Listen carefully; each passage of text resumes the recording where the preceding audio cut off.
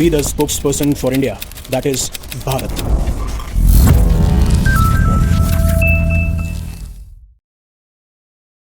Hello future leaders. अब जिस तरीके से यूनाइटेड स्टेट्स और ईरान के बीच में टेंशन्स बढ़ रही थी, तब एक और ईरान की तरफ से थ्रेट आता है और वो थ्रेट है असैसिनेशन थ्रेट। यानी साफ-साफ धमकी दे दी गई है यूनाइटेड स्टेट्स के प्रेसिडेंट डोनाल्ड ट्रंप को कि इस बार बुलेट मिस नहीं करेगी। और उसके बाद में आप देखेंगे दर्जनों मीडिया हाउसेस जो हैं इसको पब्लिश कर रहे हैं कि this time bullet won't miss.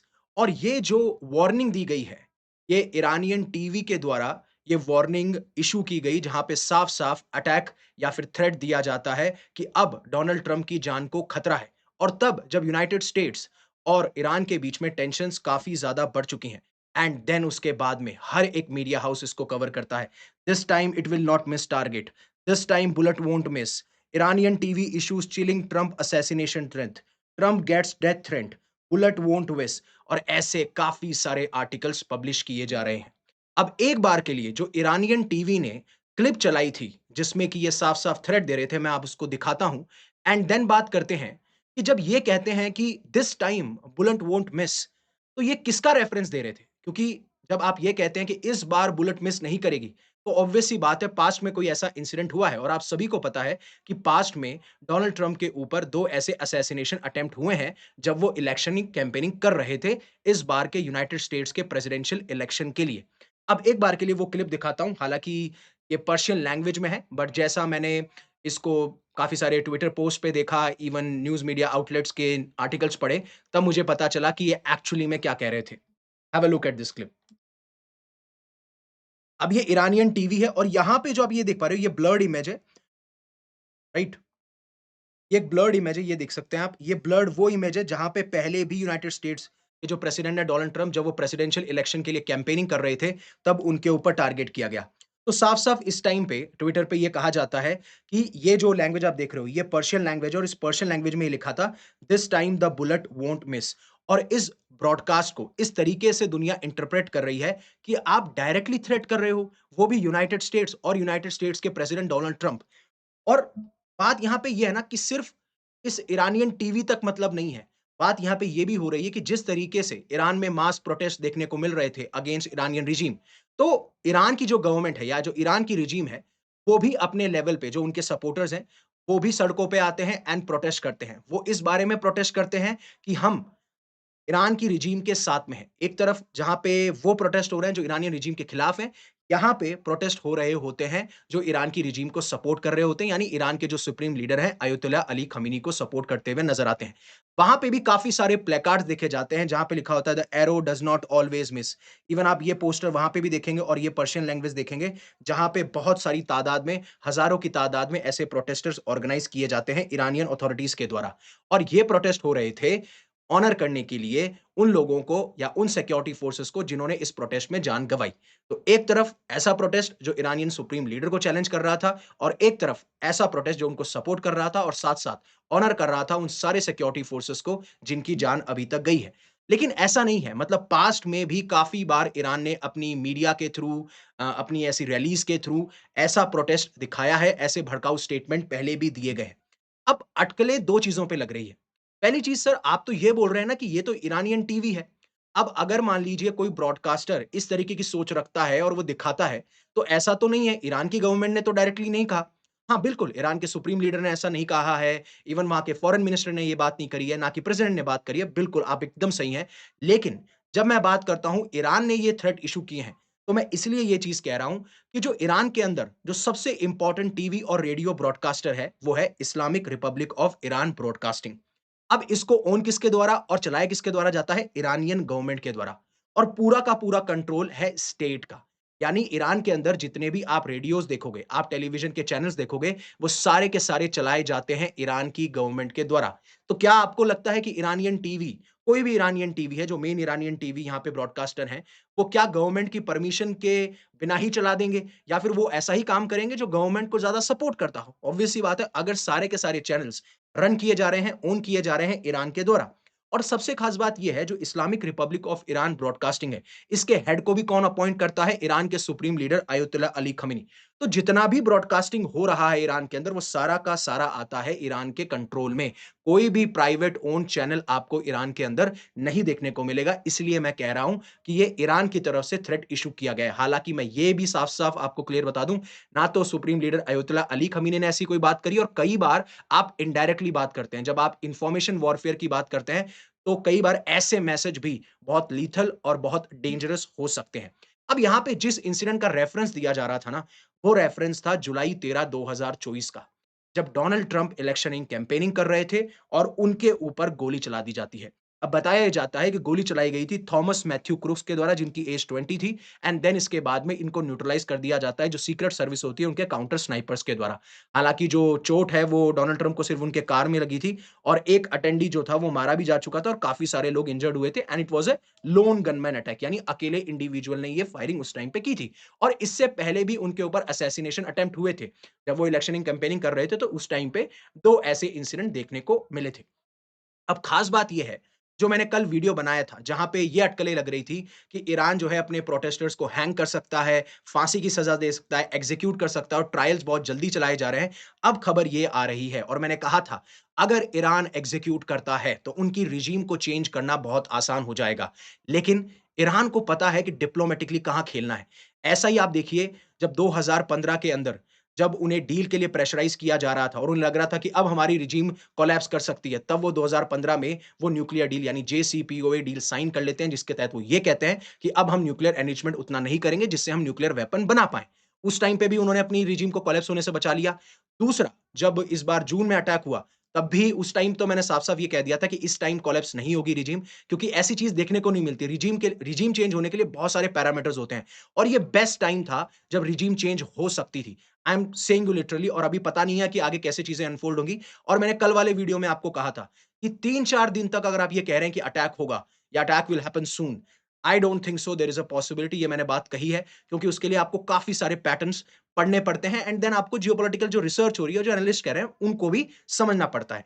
तो जो अब ये एग्जीक्यूशन किए जा रहे थे, जिसमें इरफान सुल्तानी का नाम ये कहा जा रहा था कि सबसे पहले इंडिविजुअल बनेंगे जिनको एग्जीक्यूट किया जाएगा, अब इसको भी स्टॉप कर दिया गया है, यानी पोस्टपोन कर दिया है। इवन ईरान की जुडिशरी ने भी डिनाई कर दिया है कि हम किसी को भी हैंग नहीं कर रहे हैं। अब ये चीज़ इन्फॉर्म करी है इनकी फैमिली ने भी, जहाँ पे वहाँ पे जो ह्यूमन राइट्स ग्रुप है, उन्होंने भी साफ-साफ ये कहा है कि इनका एग्जीक्यूशन अभी पोस्टपोन कर दिया गया है। वहीं पे ट्रंप का एक वीडियो निकल के आता है, जहाँ ट्रंप ये कहते हैं कि ईरान ने साफ-साफ मुझे ये कह दिया है कि अब जो वो किलिंग कर रहे थे प्रोटेस्टर्स की, उसको हमने रोक दी है, एंड इसीलिए अब काफ़ी लोग ये कह रहे हैं कि जो यूएस स्ट्राइक करने की सोच रहा था, वो अब स्ट्राइक नहीं होगी, अभी जल्दी नहीं होगी। अब मुझे ऐसा लग रहा है कि इट्स अ डिल्यूजन। हो सकता है कि मतलब US is waiting for the right time to topple down the regime, but खबरें ये भी आ रही हैं, ये भी कहा जा रहा है कि यूएस बिल्कुल प्लानिंग में था कल रात को स्ट्राइक करने में, but again I don't believe in it, because मैंने कहा था 3-4 दिन लगेंगे, बट हाँ, हो सकता है उन्होंने प्लान किया हो, क्योंकि मैं तो कोई पार्ट हूँ नहीं यूनाइटेड स्टेट्स के एडमिनिस्ट्रेशन का जो मैं आपको बता सकूँ। लेकिन अब जो कुछ कह रहे हैं लोग कि ये डिसीजन ले लिया गया था, बट एडवाइज़र्स ने ये कहा, इसमें रिस्क बहुत है। मान लीजिए हमने कोई ऑपरेशन चलाया और उसके तहत इरानियन रिजीम टॉपल डाउन नहीं हुई, एंड देन उसके बाद में जो बैकलैश आएगा, क्योंकि जिस तरीके से ईरान साफ-साफ ये कह चुका है कि अगर हमारे पास इस बार अटैक हुआ, तो उसके बाद में हम यूनाइटेड स्टेट्स के जितने भी ट्रुप्स हैं, जितने भी बेसेस हैं मिडल ईस्ट में, हम उनको टारगेट करते हुए नज़र आएँगे। इवन हालाँकि सऊदी अरेबिया ने साफ-साफ ये कह दिया है कि हम अपना एयर स्पेस और हम अपनी ज़मीन जो है, वो यूएस के हाथ में नहीं देंगे, या यूएस को वो कंट्रोल नहीं देंगे, जिससे वो आपके ऊपर अटैक कर सके। और ये बातचीत ईरान तक भी पहुँच चुकी है, और ईरान ने साफ-साफ ये कहा है कि ठीक है, मतलब क्योंकि ईरान ने भी इश्यू कर दिया था कि चाहे सऊदी अरेबिया हो, तुर्की हो, या कोई भी और नेशन हो, अगर वो इस चीज़ में इन्वॉल्व होता है, तो उनको भी खामियाज़ा भुगतना पड़ेगा। यहाँ तक बात क्लियर हो गई थी, और अब बताया जा रहा है कि ट्रंप को जब ये एश्योरेंस दिए गए, तो उन्होंने ये जो एयर स्ट्राइक्स होनी थी, या जो भी वो मिलिट्री ऑपरेशन चलवाने वाले थे, उसको होल्ड ऑफ कर दिया है। एक बार के लिए उनकी क्लिप देख लीजिए, जो मैं आपको क्लिप दिखाना चाहता हूँ। Ron, you said that the killing has stopped. Who told you that the killings have stopped there? And if it's the Iranian regime, we have been informed by very important sources on the other side, and they've said the killing has stopped and the executions won't take place. There was supposed to be a lot of executions today, and that the executions won't take place. And we're going to find out. I mean, I'll find out after this. You'll find out. अब आपने ये clip देख ली होगी, जहाँ पे साफ-साफ इन्होंने कहा कि मुझे एश्योरेंस दी है, मुझे मुझे पता चला है हाई लेवल से, जब उनसे रिपोर्टर पूछती है, वो आपने देख लिया। अब बात यहाँ पे नहीं, इसके साथ-साथ में रिपोर्ट ये भी निकल के आ रही है, जो साउथ चाइना सी में यूनाइटेड स्टेट्स का एक एयरक्राफ्ट कैरियर है, जिसका नाम है अब्राहम लिंकन। उसको अब धीरे-धीरे साउथ चाइना सी से लाया जा रहा है मिडल ईस्ट की तरफ। क्योंकि जो वेनेजुएला में ऑपरेशन चलाया गया, तो मोस्टली जो इनके एयरक्राफ्ट कैरियर थे, वो कैरिबियन सी में तैनात थे। अब उनको आने में भी बहुत टाइम लगेगा और जो बहुत नज़दीकी एयरक्राफ्ट कैरियर है, वो था साउथ चाइना सी में, जिसको लगभग 1 हफ्ता लगेगा। इसीलिए मैं कह रहा था कि 3-4 दिन आप ये मत सोचिए कि कोई एयर स्ट्राइक होगी।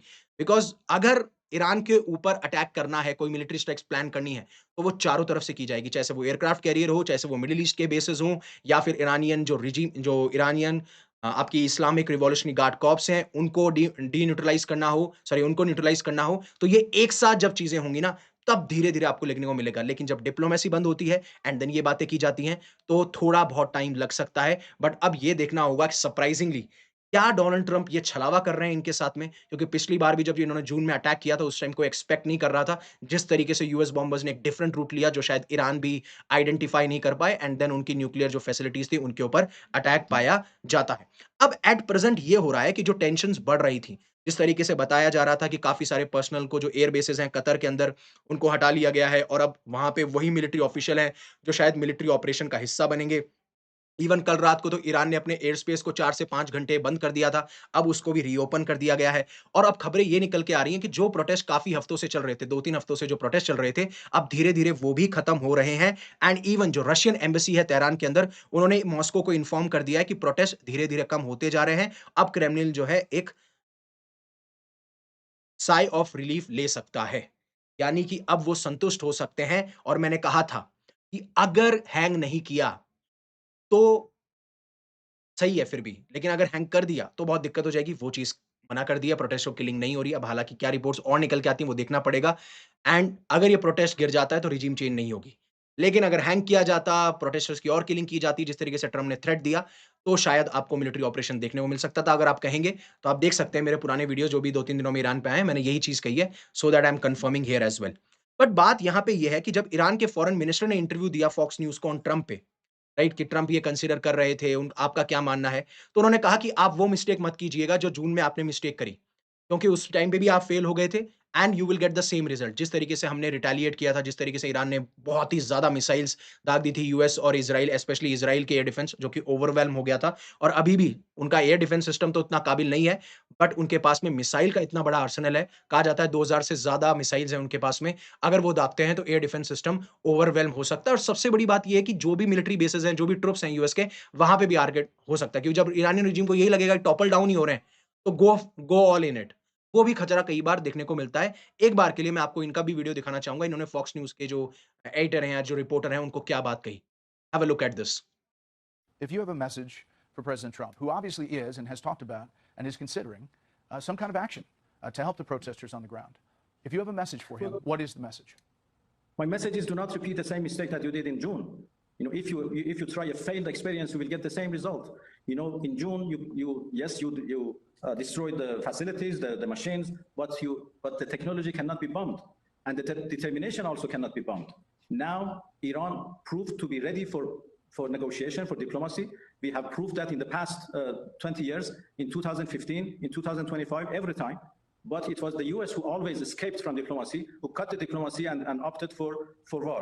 My message is between war and diplomacy is a better way, although we don't have any positive experience from अब आपने यहाँ तक देख लिया होगा, लेकिन जैसा मैंने आपको बताया था ना कि ये सबसे बेहतरीन मूवमेंट था यूएस के पास में कि ईरान की रिजीम को टॉपल डाउन किया जा सकता है और वही आर्टिकल आता है जॉन बोल्टन का, जो कि फॉर्मर नेशनल सिक्योरिटी एडवाइजर है। अब इनका आर्टिकल तो आज आया है, राइट? और मैं ही 2-3 दिन पहले बोल चुका हूँ। अब आप बोलेंगे, "नहीं सर, आप तो प्रेडिक्ट कर रहे हैं, ये वाली बात।" नहीं, मैं प्रेडिक्ट नहीं कर रहा हूँ।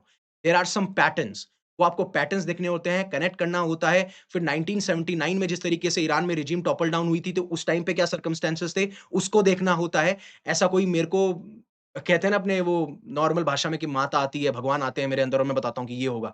ऐसा कुछ भी नहीं है, मैं साफ-साफ बता दूँ। तो इन्होंने साफ-साफ ये कहा कि हमें इस मोमेंट को नहीं जाने देना चाहिए। इस टाइम पे सबसे ज़्यादा कमज़ोर है ईरान की रिजीम और हमको इस मोमेंट को गिव अप नहीं करना चाहिए क्योंकि जिस तरीके से मैंने आपको पहले बताया था कि सिचुएशन इस टाइम पे थोड़ी डिफरेंट है। पहले क्या होता था, एक इश्यू के लेके प्रोटेस्ट होते थे, जैसे 2022 में महसा अमीन ने वुमेन्स के राइट को लेके, हिजाब राइट्स के अगेंस्ट प्रोटेस्ट किया।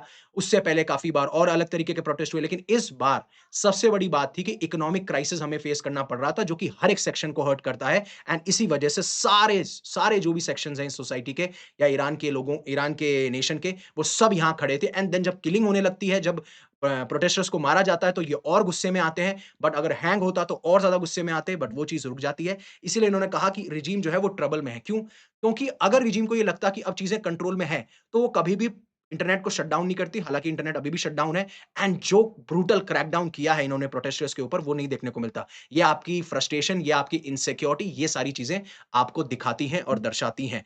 इन्होंने कहा कि रेड लाइन तो पहले ही क्रॉस हो गई थी। जब ट्रम्प ने ये कहा कि आप प्रोटेस्टर्स को मारोगे नहीं, तो लगभग डेटा निकल के आता है कि 2500 से ज़्यादा, 3000 से ज़्यादा लोगों को मारा जा चुका है। तो रेड लाइन तो ऑलरेडी क्रॉस हो गई थी, जिस तरीके से ईरान ने एक्शन लिया और रिजीम इसको क्रॉस कर चुका था। तो अब बात ये है, बोल्टन का मानना ये है कि अगर अब यूनाइटेड स्टेट्स के प्रेसिडेंट अटैक नहीं करते हैं या फिर रिजीम को टॉपल डाउन करने की कोशिश नहीं करते हैं, तो आप ये मान लीजिएगा यूनाइटेड स्टेट्स की और यूनाइटेड स्टेट्स के प्रेसिडेंट डोनाल्ड ट्रम्प की जो क्रेडिबिलिटी है, वो काफ़ी ज़्यादा डैमेज होगी। ये चीज़ इन्होंने कही है। आपका क्या मानना है? प्लीज़ आप कमेंट सेक्शन में ज़रूर बताइएगा, क्योंकि बात यहाँ पे ये है ना कि ईरान के अंदर आपको थियोक्रेसी भी देखने को मिलती है कि on the basis of religious text वहाँ पे गवर्नमेंट चलाई जाती है, साथ-साथ में मिलिट्री डिक्टेटरशिप भी है। जिस तरीके से इस्लामिक रिवॉल्यूशनरी गार्ड कॉर्प्स बहुत ज़्यादा ताकतवर है और इन दोनों का कॉम्बिनेशन ही है जो आज ईरान को सिक्योर करके रखा हुआ है। तो इनका कहने का मतलब ये होता है कि प्राइमरी ऑब्जेक्टिव ये होना चाहिए कि आपको सबसे पहले टारगेट करना है इरानियन रिवॉल्यूशनरी गार्ड को और यही स्टेप होता है। पहले डिप्लोमेसी बंद की जाएगी, डिप्लोमेसी से आप बात दिखाएँगे कि मैं बात करना चाहता हूँ, लेकिन बात हो नहीं पा रही है। फिर आप उनकी मिलिट्री को टारगेट करेंगे या सबसे पावरफुल आर्मी या मिलिट्री को टारगेट करेंगे। देन उसके बाद में आप धीरे-धीरे प्रोटेस्ट को और बढ़वाएँगे एंड देन आप रिजीम को टॉपल डाउन करेंगे। So that is it from my side, but उससे पहले अनअकैडमी आपके लिए लेके आया all India UPSC CSC prelims mock test, जिसमें आपको ऑल इंडिया रैंक मिलेगी। इवन ये जो क्वेश्चन्स हैं वो हमारे टॉप एजुकेटर्स ने बनाए हैं। जनवरी 17, 2026 को 2 स्लॉट में होगा, 9:30 ढाई बजे। आपको डिस्क्रिप्शन में लिंक मिल जाएगा। ऐसे ही अनअकैडमी एक रिवीजन टेस्ट सीरीज़ लेके आया जिसका नाम है यूआरटीएस। इसमें सब कुछ जो भी आपको चाहिए वो आप सबको मिलेगा एंड इसका भी डिस्क्रिप्शन आपको लिंक मिल जाएगा। ये इसकी प्राइस सिर्फ 1999 है एंड देन अगर आप डिसाइड करते हैं अनअकैडमी के साथ में जुड़ना, तो आप हमारे साथ में जुड़ सकते हैं। 50% ऑफ सारे सब्सक्रिप्शन पे चल रहा है और ये सब्सक्रिप्शन आप 1000 पर महीना खरीद सकते हैं। कुछ टर्म्स एंड कंडीशन है। ये सब्सक्रिप्शन प्लान है जो आप यहाँ पे on the right hand side देख सकते हैं मेरे। So thank you very much for giving me your precious asset, that is your time. Stay safe, stay happy, take care. जय हिंद, जय भारत।